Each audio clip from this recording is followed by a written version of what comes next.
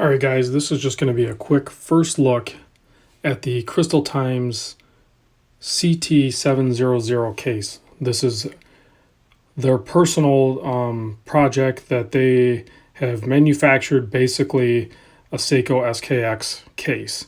And they are priced basically at like $75 for standard lugs or $85 for drilled lugs. If you're into strap changes at all, that extra $10 is well worth having the drilled lug version. So I opted obviously for that one.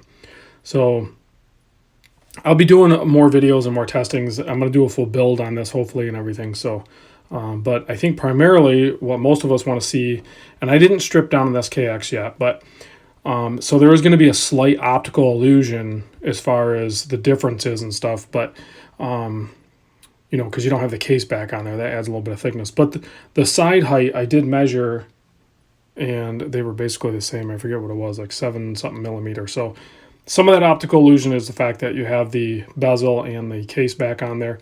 But you can see overall, much of the lines are very similar. You can see the proportions look fine. I will say that the lugs are different. If you look at the lugs closely, you can see that on the Crystaltimes, we're going to call it the ct700 case, the lugs, it's almost like this profile here where they ground it down, Seiko, and they swooped it under. It's almost like Crystaltimes didn't do that. They just kept a nice smooth transition all the way through. They didn't get the full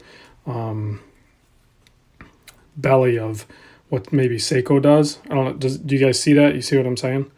So there's a little more material still on the Crystaltimes. You know, that's fine with me. I mean, it's super close. Now I did measure with my gauge the distance, the lug width on the Seiko factory one is 21.99. I only measured this one. I'll measure another one just to confirm they're consistent. And then on the Crystaltimes, it's 21.89. So a little bit narrower in there. So I'm not sure how bracelets are going to fit. Now I'm sure getting the factory Jubilee or any sort of like Uncle Seiko's where they have the hollow end links, you can probably get most of those to fit. I'm not going to have an issue with that.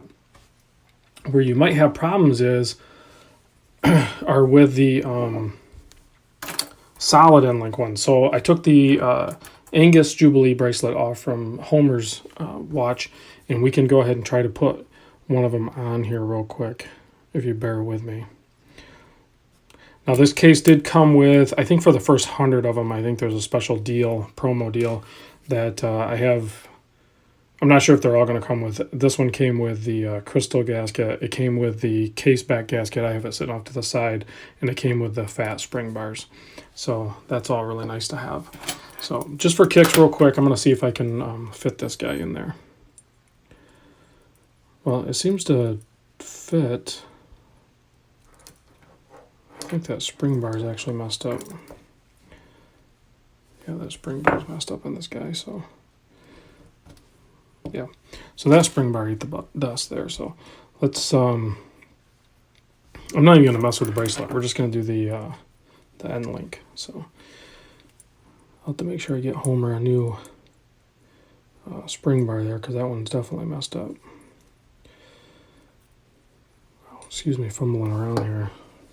I'm still super tired. I'm trying to put it in backwards. It's a little deceiving without the rest of the bracelet on there. So, okay, so we'll slide this guy in here, and we'll get this guy. It's hard to do with this camera in front of me. So, not even sure if you guys can see what I'm doing, but I'll show you the finished product when I get it installed here in a second. Okay, so that guy's in there, and I gotta say, looks like it fits pretty dang good to me. If anything else, it's actually even tighter. So I know some people had expressed concerns about the fitment of solid end links, but that bad boy is tight in there. So, and then the overall finishing and everything on the case sides, are really well done. The transitions and everything. So if you're looking to do a build from the ground up, maybe you're better off buying the $85 case. Definitely follow my lead if you want to wait and see what kind of issues I may or may not run into. But I mean, look at the fitment on that.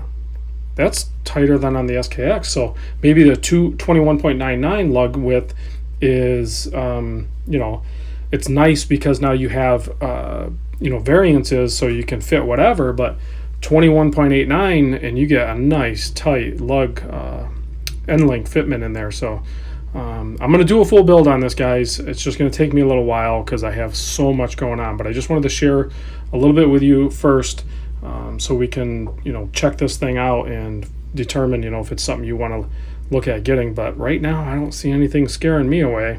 So if you're interested in getting one of these, I'll put a link in the description. They were really fast shipping. I paid extra for the shipping for the EMS, and it came right away. But I do want to show you real quick before I go, because there's a lot of really cool stuff going on in the SKX mod world. So let me shut this light off so we don't get too much glare. Hopefully you guys can still hear me. The furnace is running in the background, but let's go back here.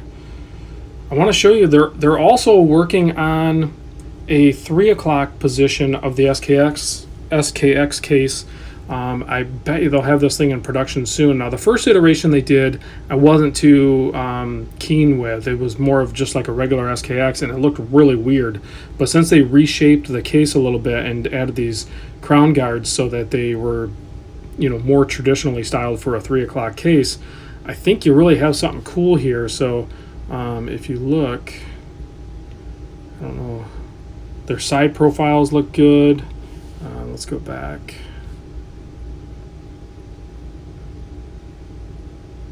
So if you look at the case, I mean, it's definitely unique, but if you're looking for something different and you're going to be able to use all the Seiko SKX parts, I mean, that slab side case, I think is a wise choice for their new design for the 3 o'clock one, because it's definitely their own thing, but you're going to be able to use all of those Seiko SKX mod parts on it.